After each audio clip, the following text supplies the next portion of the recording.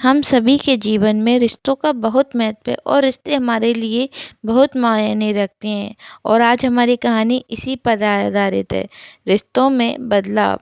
आज सुबह से ही मानो घर में त्योहार सा माहौल लग रहा है। मम्मी जी के चेहरे की चमक और रसोई से आती पकवानों की महक, दोनों की वजह एक ही है। कल आज दोपहर को खाने पर उनकी एक सहेली आने वाली है। आज घर को पूरी तरह से सजाया जा रहा है। कल शाम को बातों बातों में उन्होंने बताया कि कल मेरी सहेली खाने पर आ रही है, तो उन्हीं के लिए उपहार खरीदने हम बाजार निकल गए। उन्होंने बाजार से बड़ी महंगी सी साड़ी खरीदी अपनी सहेली के लिए। आज तो हद ही हो गई। मम्मी जी खुशी के मारे सुबह को जल्दी उठकर मुझसे भी पहले रसोई में घुस गईं और बड़े प्यार और जतन के साथ खुद से तैयार की हुई पकवानों की लिस्ट में से एक के बाद एक पकवान बनाना शुरू भी कर दिया। मम्मी जी तो खुश खुश नज़र आ रही हैं, पर मैं बेमन बनावटी मुस्कान चेहरे पर सजाए काम में उनका हाथ बटा रही हूँ। मायके में मेरी माँ का आज जन्मदिन है। शादी के बाद यह माँ का पहला ऐसा जन्मदिन होगा जब कोई भी उनके साथ नहीं होगा। अब मैं यहाँ, पापा ऑफिस टूर पर और भाई तो है ही परदेश में।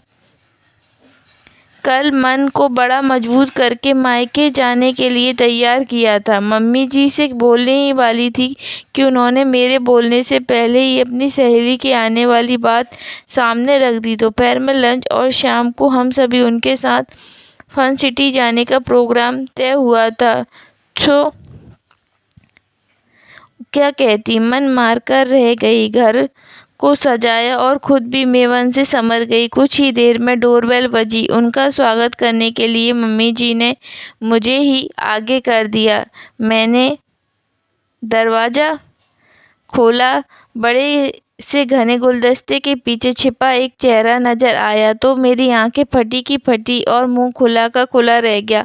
आपको पता है सामने कौन था? सामने मेरी माँ खड़ी थी।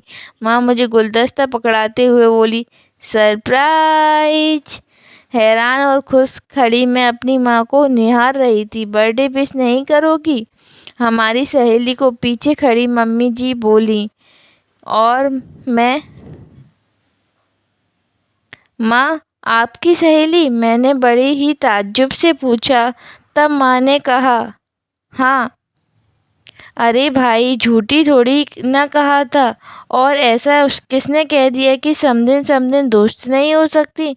मम्मी जी ने कहा, बिल्कुल हो सकती हैं। जो अपनी बहू को बेटी जैसा लाड़ दुलार करे, सिर्फ वही समधिन को दोस्त बना सकती है। कहते हुए माँ ने आगे बढ़कर मम्मी जी को गले लगा लिया और खुशी के मारे मुंह से एक शब्द भी नहीं निकल पाया, बस आंखों से आंसू छलकने लगे। मैंने मम्मी जी की हथेलियों को अपनी आंखों से स्पर्श करके होठों से चूम लिया और उनके गले लगा लिया। माँ हम दोनों को देखकर भीगी पलकों के साथ मुस्कुरा पड़ी।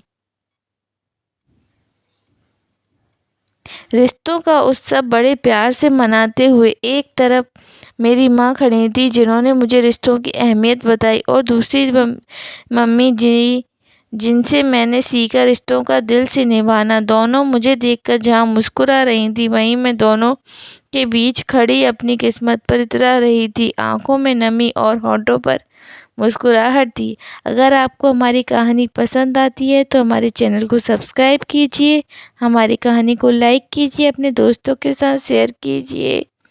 धन्यवाद।